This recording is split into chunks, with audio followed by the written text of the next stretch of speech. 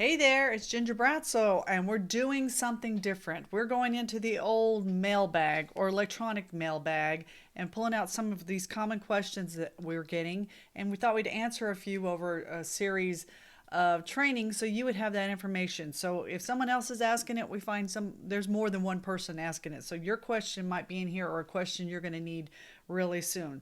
So today I wanted to tackle the question that came in.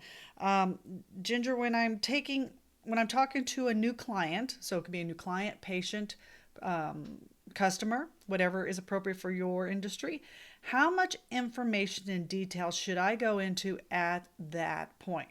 So this is something that comes up a lot. I'll see webinars that people say you need to educate people more.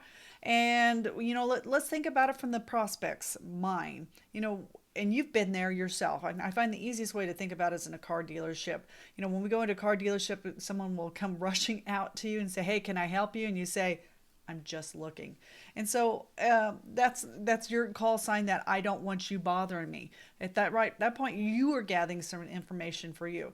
But that person could be very, very useful to you in helping you figure out some key things if they understand you. So your job as the person in the business, the owner of the business, the prospect, is to get the right information to them. And the best ways to find out is to do a little question and answer session. So the number one question I hate at a car dealership is like, how much are you looking to spend? First of all, I don't know you, you don't know me, and even if I have my budgets unlimited, it's none of your damn business at that stage. Yes, I said that. So you have to earn that.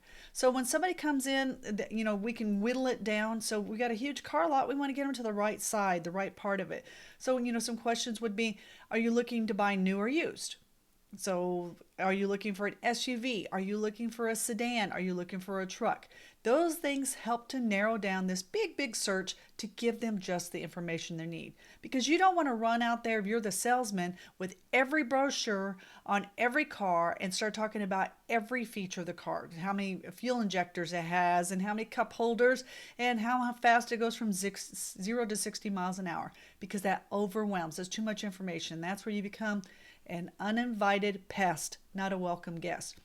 So your job is to be an advisor at that stage. So to say, let me get a few things in there. And once you've got that narrowed down, you've taken that big car lot and you section it down to one section. So when they come over, you're asking them, so like, are you looking for certain features?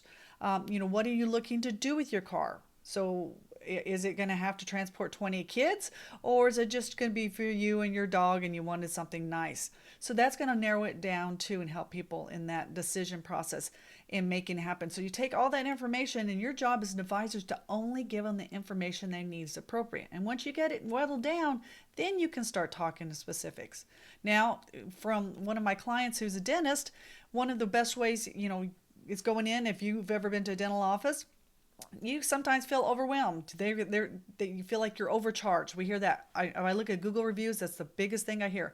Is they tried to sell me too much. They tried to overcharge me. They tried to give me more than I asked for, and that's very overwhelming. When I know in that heart of hearts that dentist would just wanted to give you the best options, but it did not come off, just like my friend in the car dealership asking me how much I wanted to spend. So I have a client who has a quick survey. It's one question, and it has a box for them to check. And so when they're putting their name and their information, it's really easy to insert this question. He asked them, what level of care are you looking for? He said, I want the very best. I'm very concerned about cosmetics. I want my teeth to last forever. If you've got the best option, I want to know about it. That's line number one. Number two is like, my teeth, I just want something solid. I don't want to hurt. I want to be able to eat and chew. That's option number two. Option number three, I only want to do what my insurance covers and nothing else. So he knows where they're coming at that point. Number four, I'm just here for a cleaning once in a while. And then number five, I just want to get out of pain. That's the only thing I want. Don't do anymore.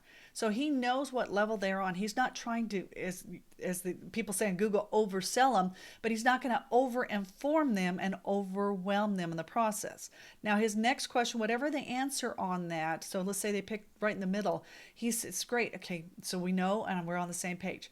Now, do I have your permission? I just want to ask, is okay If I find something else that I think you might want to know about or bring it up, or something that's going to cost you money down the road, or there's something you could do to improve your smile, would you be interested? Do I have your permission? I can mention that to you. And they'll say, no, I don't want to know it. Or more importantly, they're like, well, yeah, I do want to know it. So they've given you permission to take that information on at that time. So what does it come down to? How much information people need? They just need the right amount for there. So don't go all Encyclopedia Brown and recite everything in the world. Have you ever seen the show Big Bang Theory, where Sheldon just rattles off intelligent, useless facts? Don't be that person. They don't need to know everything you do. So find out where they're at in the process. And as you're talking to them, they say, would you like a little bit more information on that, more technical? Or do you want me to just give you the bare bones? If you're engaging with them and letting them choose their own journey, you're going to have a higher response rate. So that's how much information they need, enough to satisfy their question. So I hope that was helpful for you. Think about it the next time. Break down your process and see, hey, how can I make it easier for them? And how can I whittle it down without being overwhelming, without being nosy, without being intrusive, where I'm giving them value. And then when you have those opportunities, say, hey, do I have permission to show you something else? If you'd be interested in it, I just want you to know about it. And then you are a welcome guest in their decision process, and you're a valued advisor. This is Ginger. Till next time, we'll answer some more questions. I've got a few. Take care. Bye-bye.